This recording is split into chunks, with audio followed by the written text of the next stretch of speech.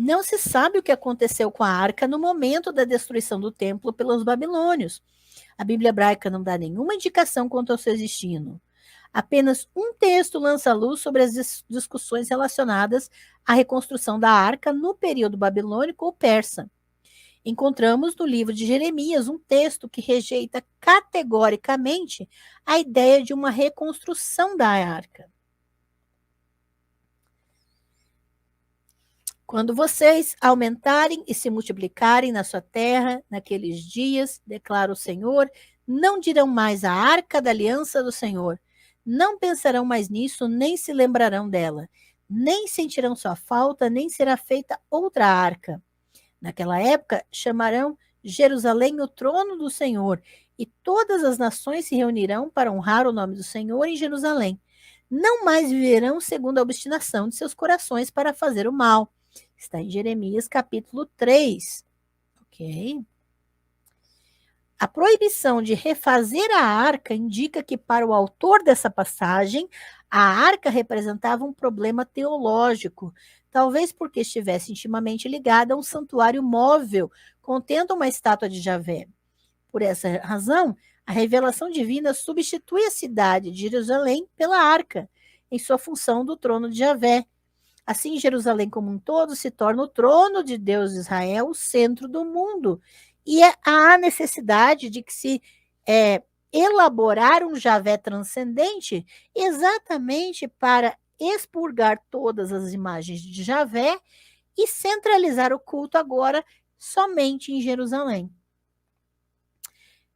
Então, podemos supor que durante o período do Segundo Templo, ela foi substituída pela menorá, o candelabro de 7 braços, outra forma de simbolizar a presença divina.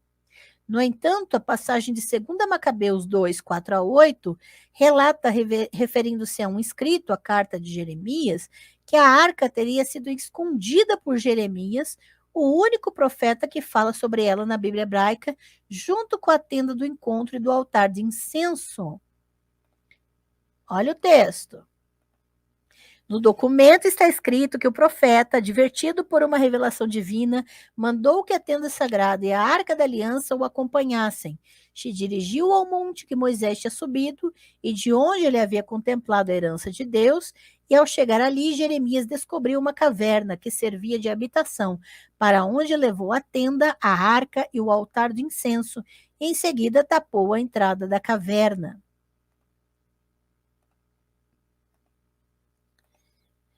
Alguns dos que o acompanhavam aproximaram-se para marcar o caminho, mas não conseguiram achá-lo. Quando Jeremias soube, repreendeu-os e disse: Este lugar deve permanecer desconhecido até que Deus congregue novamente seu povo e tenha compaixão dele. Só então o Senhor revelará de novo esses objetos e a glória do Senhor aparecerá com a nuvem, tal como se revelou no tempo de Moisés e também de Salomão, para que o lugar santo seja gloriosamente consagrado.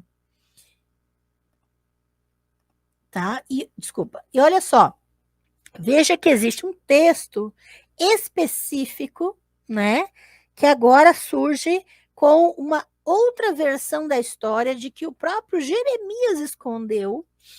Então, essa é uma elaboração posterior, fora da data do cânon, e que vai trazer especificamente a ideia de que, se não existe arca, é porque foi a vontade de Javé que não existisse essa arca.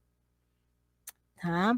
E aí se cria toda uma mitologia e de justificativa da ausência da arca no meio do povo.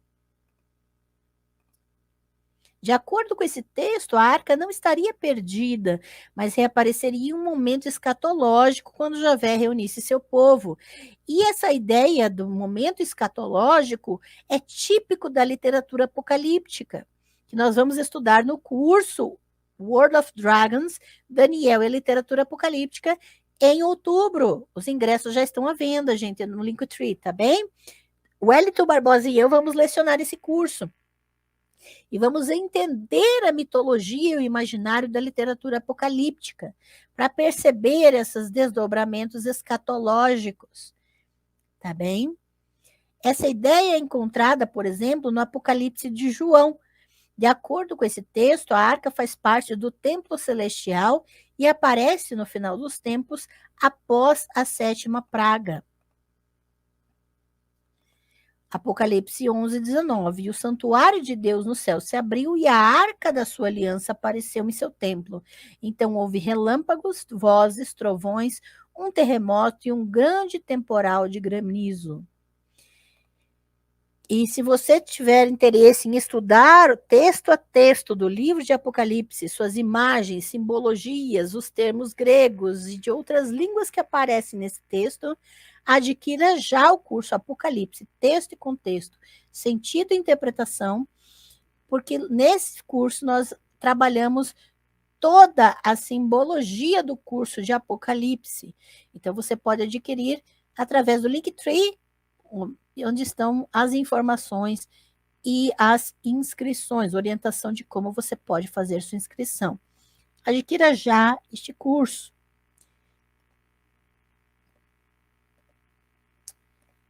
Então, visto que em seguida é mostrado no Apocalipse o sinal da mulher vestida de sol, a tradição cristã estabeleceu um vínculo entre Maria e a arca. A coleção de textos apócrifos, chamadas Trânsitos Maria, do século V, fala sobre a Assunção de Maria.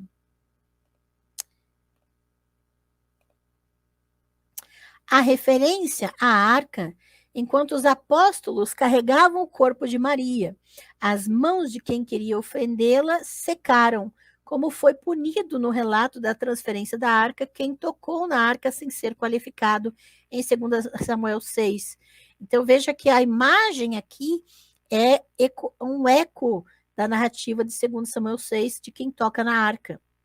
O desaparecimento da arca deu origem a todo tipo de especulação. Nos Rádices encontramos a ideia de que a arca estava escondida no lago de Tiberíades.